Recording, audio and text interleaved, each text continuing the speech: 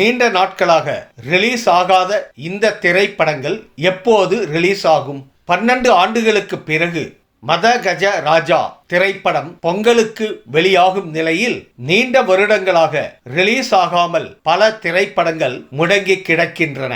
2016இல் ரிலீஸுக்கு தயாரான துருவ நட்சத்திரம், 2014இல் உருவான விஜய் சேதுபதியின் இடம் பொருள் ஏவல் இன்னும் ரிலீஸ் ஆகவில்லை. அதேபோல் விபி இயக்கிய பார்ட்டி, 2018இல் உருவான பிரபுதேவாவின் யங் மங் சங், அரவிந்தசாமி நடித்த நரகாசூரன் ஆகிய திரைப்படங்களும் எப்போது ரிலீஸ் ஆகும் என்றே தெரியவில்லை. மலையாள சினிமா, தமிழ் சினிமா வேற இல்ல. மலையாளம் மற்றும் தமிழ் திரைத்துறை ஒன்றோடு ஒன்று இணைக்கப்பட்டதைப் போல உணர்வதாக திரிஷா தெரிவித்துள்ளார். ஐடென்டிட்டி படத்தின் செய்தியாளர்கள் சந்திப்பில் பேசிய அவர், மோகன்லால் சார், மம்முட்டி சார், நிவின் பாலி இவங்க எல்லாரும் தமிழ்ல தொடர்புல தான் இருக்காங்க. இவங்க இருக்க நடிகர்களும் அப்படித்தான் இருந்து வராங்க.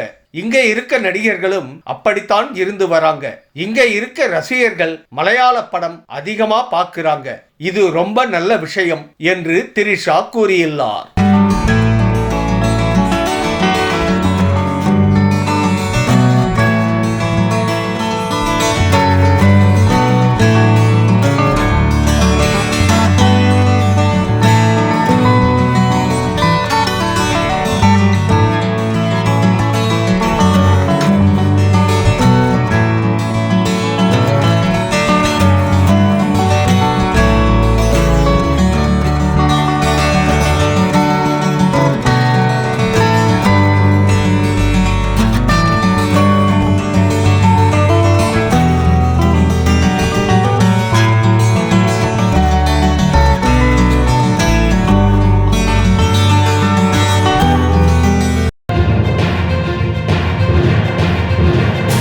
ரஜினியுடன் மோதும் சிவகார்த்திகேயன். ரஜினியின் கூலி திரைப்படத்தை உழைப்பாளர் தினத்தை முன்னிட்டு மே 1ஆம் தேதி ரிலீஸ் செய்யலாம் என படக்குழு முடிவு செய்துள்ளதாக கூறப்படுகிறது.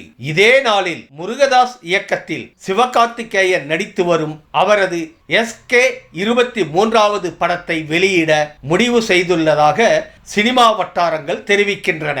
இருப்பினும் 2 படங்களின் ஷூட்டிங் இன்னும் முடியாததால் ரிலீஸ் தேதியில் மாற்றம் இருக்கலாம் எனவும் எதிர்பார்க்கப்படுகிறது. சூர்யா 45 திரைப்படத்தின் டைட்டில் இதுவா?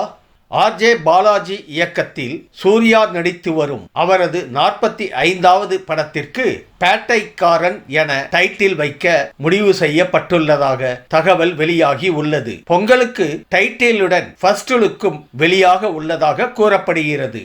நீண்ட வருட இடைவெளிக்கு பிறகு திரிஷா இத்திரைப்படத்தில் சூர்யாவிற்கு கதாநாயகியாக நடிக்கிறார். RJ பாலாஜி வில்லனாக நடிப்பதாகவும் கூறப்படுகிறது.